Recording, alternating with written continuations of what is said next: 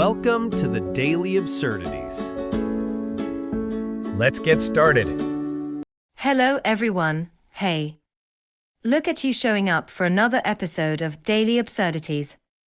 Honestly, I missed you. It's weird, right? You're not even technically here, like, physically, but emotionally, spiritually, chaotically. You are right in the front row of my heart. And you know that front row has snacks. So, welcome back. If this is your first time listening, hi, I'm Samir. I talk to myself with a microphone and call it a podcast. But you're here, so now I'm talking to you, which makes it less weird. Sort of. This is Daily Absurdities, a calm little corner of the internet where English is smooth, stories are weird, and the laugh track is entirely in your head. Alright. Let's get into it. I've been thinking about something lately, something deeply disturbing. And no, it's not my credit card statement after a casual trip to Target. Although, that was a horror movie. Oh, I'm just here for toothpaste, fast forward 15 minutes. Why do I own a wicker flamingo and a life-size beanbag shaped like a burrito? But that's not today's topic.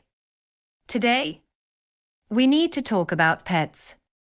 Yes. Pets. Your pets, my pets, that demon dog on TikTok who wears a bow tie and barks like he's possessed by Shakespeare. All of them. Because I've come to a realization, a deep, philosophical truth, and I need you to brace yourself. Our pets are gaslighting us. Yeah, I said it. Don't look at Mr. Whiskers like he's innocent. That dude's running a full psychological operation in your living room, and you're just over here offering him rotisserie chicken because he looked sad. Tell me why, at 3 a.m, when the whole world is asleep, when your eyelids are finally winning their battle with the 47 tabs in your brain, your cat decides it's NASCAR qualifying night. The Zoomies. That is not a cute term. That is a sanctioned tactical mission. My cat, Muffin, will sprint across the apartment, knock over a lamp, do a backflip off the couch, pause dramatically in the hallway like she's waiting for applause, and then vanish into the shadows. And the worst part? The eye contact. You ever get eye contact from a cat mid-zoomie? It's like they're saying, yeah, I could stop. But then who would you be without chaos? And don't even get me started on dogs. I love dogs. They're big furry bundles of serotonin wrapped in questionable decision-making.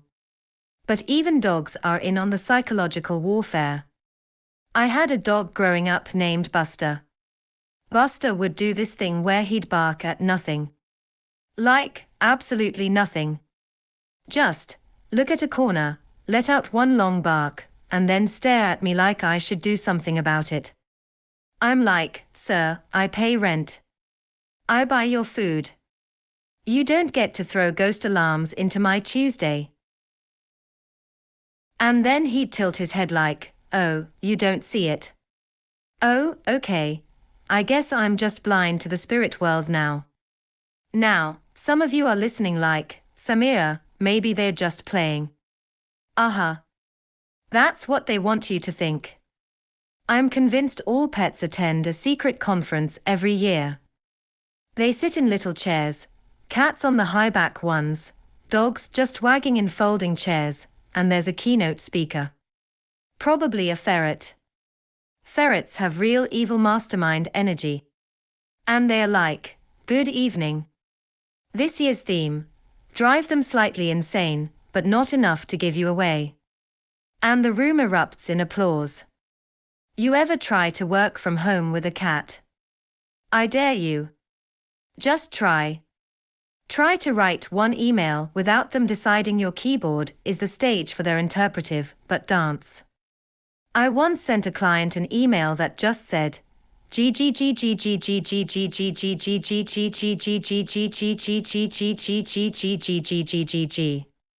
no context. Just the letter G 50 times. That's not a typo. That's a performance piece.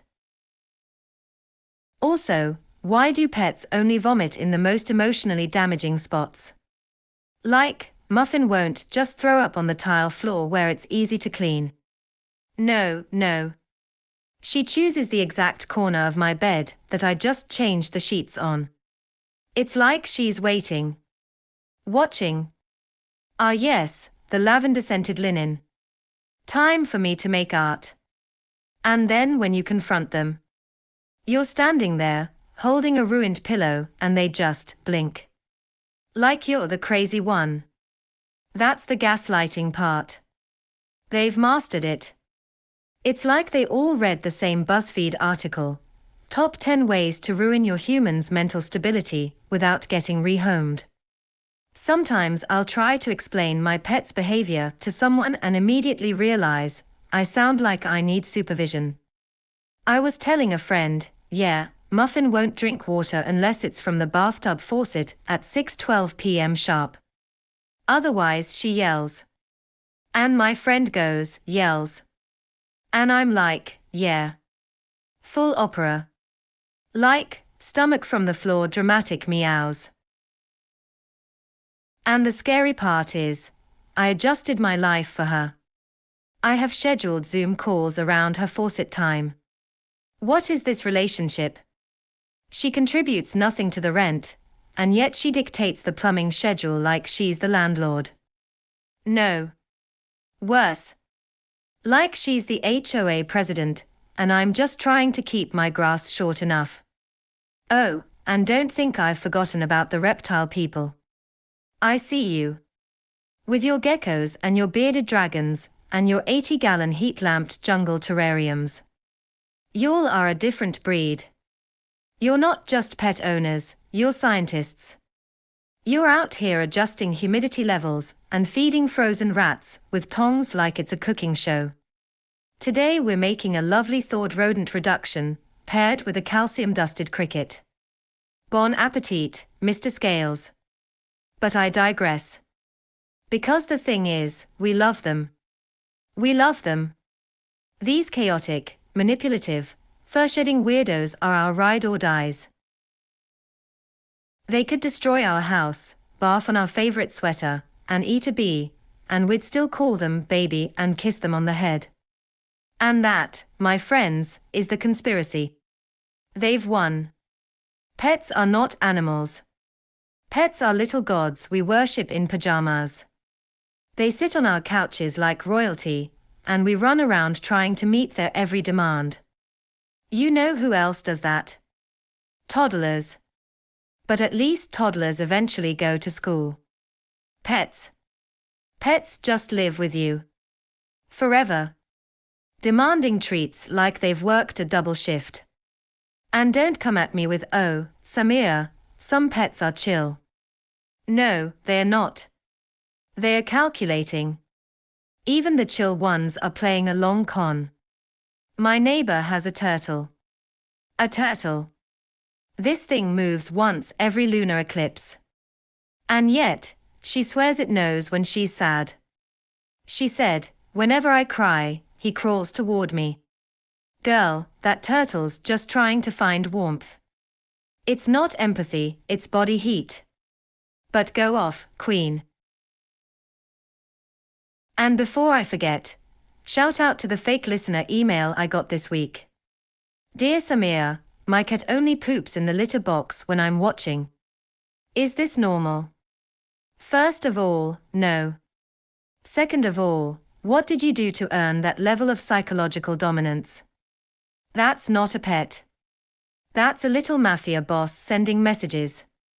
Like, look what I can do, but only when I know you know who's in charge. I know some of you are nodding right now. You're like, yep, my dog only pees when he sees me watching like I'm the pee referee. I get it. We're all in this together. Victims of a furry syndicate. Sometimes I wonder, what if we're the pets? What if we're the ones being taken care of, fed, cleaned up after, and yelled at when we try to eat off the floor? You ever try to go to the kitchen at 2 a.m. and your dog just glares at you like, "Do you need that ice cream, Deborah?" Yes. Yes, I do. Get off my emotional neck. But here's the final proof, the real glitch in the matrix. Have you ever tried pretending you weren't awake when your pet wanted something?